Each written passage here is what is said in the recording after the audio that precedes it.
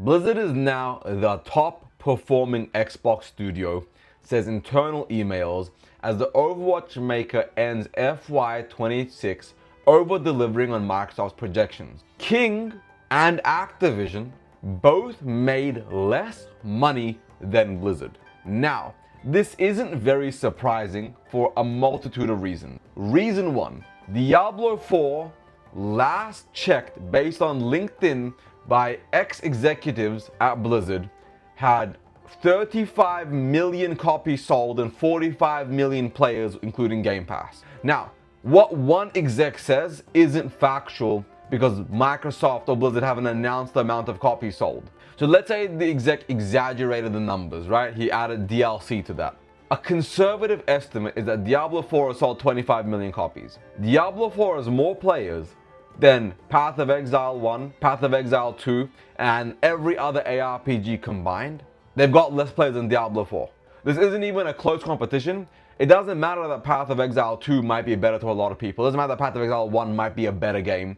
Diablo 4 dwarfs every other ARPG combined, and it's not close. It is not close at all. And that's not even counting Diablo Immortal, which a lot of people hate on Diablo Immortal, right? Everyone says Diablo Immortal is a terrible game. I hate it. It's a shitty mobile game. And I think it grossed $1 billion in its first year. And I think it does about $1 billion in revenue per year. A mobile Diablo game. Just, people need to realize that Blizzard IPs are worth more than any game they have. World of Warcraft is at the precipice of 10 million subscribers. I need you guys to hear that. Last internal announcement was 9 million subs. And this was about 6 to 8 months ago. I would say that at worst case, the numbers have fallen 500,000 subs or gone up 500,000 subs in that range, which means World of Warcraft is sitting at 8.5 to 9.5 million subscribers. I don't think they've fallen a million subs. I think they're in that ballpark. So World of Warcraft is sitting at, we're just going to say 9 million for the sake of the video, right? 9 million subscribers. Diablo 4 is sitting over here at a staggering 35 plus million copies sold. 35 million, 9 million subs. People may be surprised to hear this, but Overwatch is having its singular best quarter, its best year since 2022. 5 new champions, full redo of the loot system, the loot box system. The games are better, they feel better, they're smoother, everything plays better. Overwatch has the highest players it's had since 2022. Overwatch, I think, may have overtaken Valorant. I can't confidently say that it's overtaken Valorant, but I would not be surprised if it has gotten close or barely surpassed it. So right here, of the 4 core Blizzard IPs, the 4 fundamental Blizzard IPs, Diablo, StarCraft, Overwatch, and Warcraft, 3 of them are peaking. 3 of the Blizzard IPs that had fallen to the wayside are finally on the up and up. StarCraft is at this year's BlizzCon getting a confirmed action RPG / FPS game. This isn't a maybe. Jez Corden and multiple top tier Xbox leakers, I'm not talking about Blizzard leakers, Xbox journalists have confirmed that there is a StarCraft action RPG. And I don't mean ARPG like Diablo, I mean like God of War / Helldivers / Space Marine 2. StarCraft is getting a massive 100 million plus development budget AAA FPS shooter. RTS games don't make much money, but we can effectively also confirm that there is a new RTS in development. Now, right here, this is how we know that there's a Warcraft RTS and a Warcraft RPG in the works. This franchise slate leaked a long time ago, over a year ago. It leaked in 9th of August 2025. And when Fifth Yacht made this post, everyone called him a crackpot and made fun of him. And then it turned out he was true when Project Camelot, aka Classic Plus, was confirmed as a real game by data miners who figured out that 1.60, the upcoming private development server, was in fact called Camelot. So everything else on this list turned out to be relatively true, only delayed by about a month. So everything was about a month behind in comparison, except retail, which was on point, exact release date. Midnight WoW has landed where they said it was going to land. But there is no more Mr. Pandora to Warlords, a clearly ending MOP. They're doing a forever fresh trilogy, every couple of years, Classic Fresh, TBC Fresh, Wrath Fresh, over and over again. Camelot is the new live operation game. It's the new main focus for the entire Classic dev team. Mainline expansions, Era/Camelot, progression is over. And thank you, Spill, I appreciate that. So then over here, you have the Warcraft Chronicles RTS. They're effectively redoing the lore. Now we know with retail WoW, after the last Titan, they're doing a WoW 2.0 type situation. What is 2.0? The 2.0 situation is quite literally just a time skip of some kind, or Azeroth Awakens, blows up the world, splits the timelines, and now there's a new multiverse of World of Warcraft, right?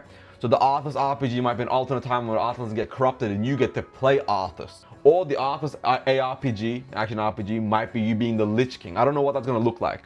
But effectively, Chronicles is their attempt at the RTS rewriting and fixing the overall RTS storyline. That is just my prediction. Do not quote me on what the RTS gameplay looks like. But it doesn't matter what's happening to the lore or the story. Final Fantasy 14 and Final Fantasy, ARR, A Realm Reborn, that could be what's happening to WoW. WoW 2.0 could quite literally just be the War Within, Midnight, The Last Titan, close that chapter, relaunch the game, bigger, better, badder, just simply what it is, WoW 2.0. So we got Chronicles, we have an Arthas ARPG. We also have a Chronicles or a Warcraft anime series, and we have an Arthas live action series. Now, I want to say something. The Chronicles anime series is actually more important than anybody else realizes, and I'm pretty sure we're getting an announcement of the anime series at BlizzCon this year.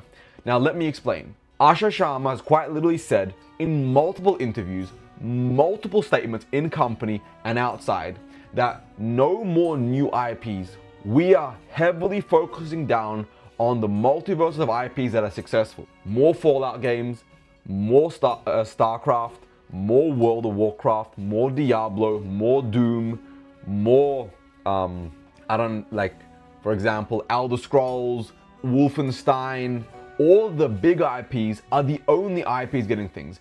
But they also want a metric fuck ton, in this context, of multiple sources of media, not just video games. So expect more books, more animated shows, live action shows, movies. They are effectively being pushed forward with an unlimited check, unlimited budget by Asha Sharma and Xbox, because right now at Xbox, if your studio is successful, you do not get budget cuts. If your studio is not successful, you literally go under the lens and you lose creative freedom. Blizzard is cooking under the direction of Xbox. Blizzard is the only company at Xbox making money and beating projection. So right off the rip, at BlizzCon this year, you have Diablo 4's new expansion. You have Overwatch getting new heroes, new maps, new game mode announcements. You have a StarCraft action RPG/FPS Helldivers type game, Space Marine 2 type game. You have World of Warcraft The Last Titans trailer. You have World of Warcraft 2.0, perhaps a trailer for 2.0, but I don't know if we're going to get a full trailer for the expansion after The Last Titan, but probably going to get an in-depth interview about what that looks like. We're getting Classic Plus. Right there, that is 5 major video game announcements. Heroes of the Storm may make a comeback. Multiple other games will likely get teased or even announced. They might do, hey, we're releasing a new Warcraft mobile game, but we've heard you guys, and Warcraft Chronicles, here is a 40-second trailer showcasing this brand new RTS game that's going to fix the lore and do all the WoW expansions as a proper campaign, right? It's going to be a 10-year-long RTS series. Then they might tease that after the StarCraft action RPG/FPS, there is an Arthas action RPG/whatever game. I'm not sure if it's going to be an RPG, like Witcher or Skyrim or whatever type of game. They're going to tease that, or they might not. That one might be a bit too far. 2028 is a kind of a bit of a far stretch to get announced at this year's BlizzCon, but they might tease multiple projects because Blizzard is smart. If Henry Cavill was to walk on stage and say, "You've all seen the memes, you've all seen me playing Arthas, and I'm happy to announce that when I wrap up some of my other projects, I am going to be producing the Arthas series or the Arthas movie, and I can't wait to share more with you guys at the following BlizzCons or whatever announcement place. Thank you guys," and then Henry Cavill walks off stage. That would break the internet. That would go beyond viral. Henry Cavill has quite literally infinite credentials, infinite credibility. If Henry Cavill is the creative producer like he is for the Warhammer series at Amazon, it means it's going to be one of the most hyped upcoming shows or movies on the planet. Now, will that happen? I'm kind of like LARPing here, hoping, wishing, but we know that this is just for World of Warcraft. We have no idea what the franchise slate looks like for any of the other IPs. They could literally tease a Diablo horror game. They could tease an Overwatch RPG. They could tease a Warcraft Witcher style game or a Warcraft Elder Scrolls style game coming to you from Obsidian. At the end of the day, Ashish Sharma is only approving IPs that are profitable. And Xbox has a lot of IPs and a lot of studios. And a lot of the studios do not have their own IPs to work on. They're gonna be forced to pick from the slate of successful IPs that Blizzard owns. So you're likely going to get Obsidian working on a new RPG, Inxile working on a new RPG. All the studios they own are gonna be working on new RPGs, or new games, new whatever, right? Pretty much every studio has lost the freedom if you're not one of the successful studios. That freedom is gone. Bethesda lost control of their IPs. Todd Howard declined to let Obsidian work on Fallout until Starfield failed, effectively. It sold 15 million copies, it's still a success, but it failed. It's not a cultural icon whatsoever. So effectively, Obsidian now has access to Fallout. Inxile now has access to Fallout. All of these companies now have access to Bethesda IPs because Bethesda has failed to deliver consistently slamming games. And they spent 15 years from Skyrim to Elder Scrolls 6. It's going to be 17 years by the time it releases. So all these studios are now being given access to these IPs. And in these leaked emails verified by Windows Central, Blizzard President Joanna Ferry celebrated the Xbox division's stunning return to growth, over-delivering on expectations ahead of BlizzCon 2026. Microsoft purchased Blizzard as part of its big Activision acquisition a few years ago. The Warcraft maker has had a rollercoaster decade in a variety of ways, with downturns and hit franchises like Warcraft and Overwatch prevented the Legend Studio from heightening its mojo. But free from the reins of Activision, Blizzard is operating as a separate company within Xbox. They are not being micromanaged by Xbox. They have creative freedom, and they are hitting it out of the park. Overwatch is peaking, Warcraft is peaking, Diablo is peaking. This weekend, and this is the email by President Joanna Ferries, this weekend will reflect the bold and collaborative work of everyone reading this. It's my hope that the event can shine light on the work underway at Blizzard and that it can serve as a powerful springboard into a new era of momentum and excitement behind our mission to bring joy and belonging for communities worldwide. Whether you like Blizzard or not is irrelevant. Whether you're a massive Blizzard hater, a massive Blizzard shill, a massive Blizzard whatever, it does not matter because Blizzard is having a return to form. We can hate the state of Classic and still see how many millions of subs it has. You can not like the current state of retail and see that the majority of the retail player base is absolutely loving retail. They might not be the biggest fan of a certain system or the way it plays, like for example the overinflation in Raider.io right now, where 3400 is no longer impressive because people are doing plus 25s. Plus 25 is the new plus 15. Effectively put, whether you like their games or not, every single Blizzard game is completely dominating. And Blizzard is only going to get more and more and more money from Xbox. When Agron would go to, in this context, I'm just using Agron because everybody knows who Agron is, right? Agron doesn't run the Classic dev team, other people do. When Agron went to Activision and asked for money to make Classic Plus, he was given 5 shekels and a high five and told to go make Season of Discovery.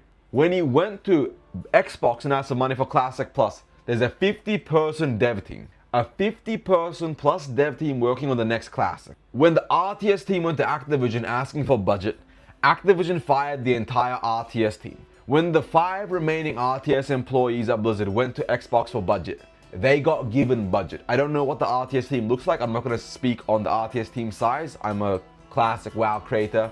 My information is limited. There's now an RTS team at Blizzard once again.